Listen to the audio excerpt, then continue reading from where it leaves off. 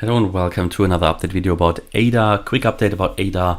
Currently hovering around 84 cents, still in a channel, and we're going to take a look at that. Overall, yeah, here in the same wave count, in the same Elliott wave count like Bitcoin, moving here into the region between 30 and 55 cents.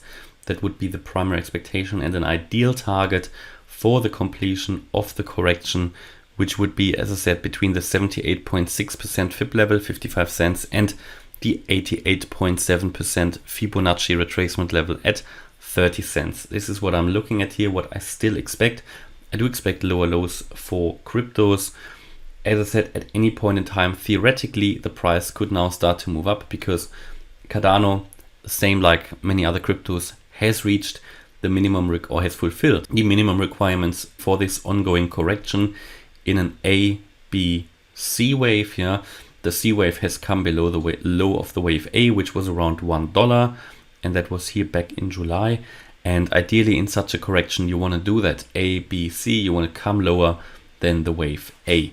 And currently, you can see we are below the 61.8% FIB level, which is at 96 cents. We are below very important resistance levels, and we are getting closer and closer to the key support at 78, between 78 and 75 cents. If you lose that, then I think we're going to see that target area. That's an absolute realistic level. And if Bitcoin really does this sell-off that I still expect into the region between 20 and 29K, then I think Cardano has a good chance here to reach that target area to the 55 or 50 cent level. But what is it? 55 cent level. We have another 33%.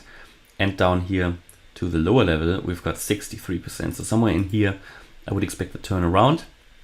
This should provide good support and should be enough space for Cardano to go into and to have a chance to turn around. That is what I would expect in this range for the price to turn around here. Cardano has another opportunity to do so. And before that, however, it would need to break below 75 cents, which I think, to be honest, in the current environment is quite likely to happen. So on the daily chart, we can see that pretty much sideways movement on the MACD. So there isn't really a lot to talk about on the MACD. Here on the RSI as well, going down a little bit lower. Nothing too exciting here on the RSI, and still a short signal on the ADX and the DI. Little volume, as you can see if I zoom out, but that is what's happening currently with all cryptocurrencies pretty much. We had a bullish crossover here on the weekly chart that was here end of March. We've seen a little bit of upside, but it seems like this is already on its way down again, and we could see a bearish crossover again. That could then again be another sell signal. We're also in the bearish range on the weekly RSI, but let's take a look at the more short term, because this is where you see the movement. Here, bullish crossover on the MACD, RSI, however, in the bearish range, but that shows it could see a little bit of upside. What we currently can see here is we are in this channel. There's probably two ways to draw it. One is to draw it as a channel. It seems to be adhering very well to that. Don't know if we can draw this as a descending wedge. Possibly could, but you get more touch points when you draw it as a channel, and therefore the channel would be the more valid option. You have one fake out in this scenario, but you have 1, 2, 3, 4, 5, 6 touch points really. So for me, that is the more likely scenario to draw it as a channel. And we have been in this channel now since the 11th of April. You can see up and down, up and down. We currently sort of ranging around the support level, the lower support, and a breakout to the downside would mean, or would happen below 81 cents. And if you drop below that, then there isn't much more space anyway.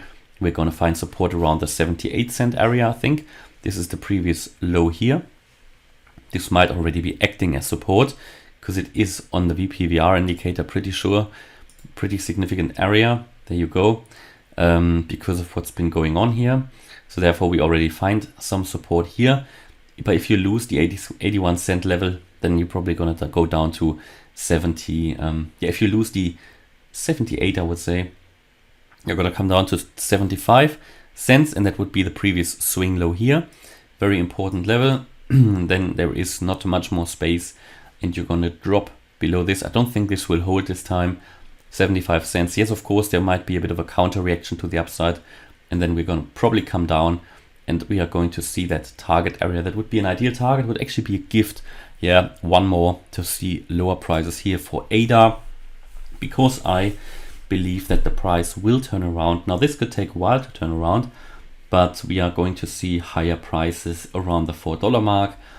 To be honest, more likely $4.50 and more. This is the minimum target for the next third wave, which would be coming, because what we are forming here and what we complete here in this yellow target area would be a wave 2.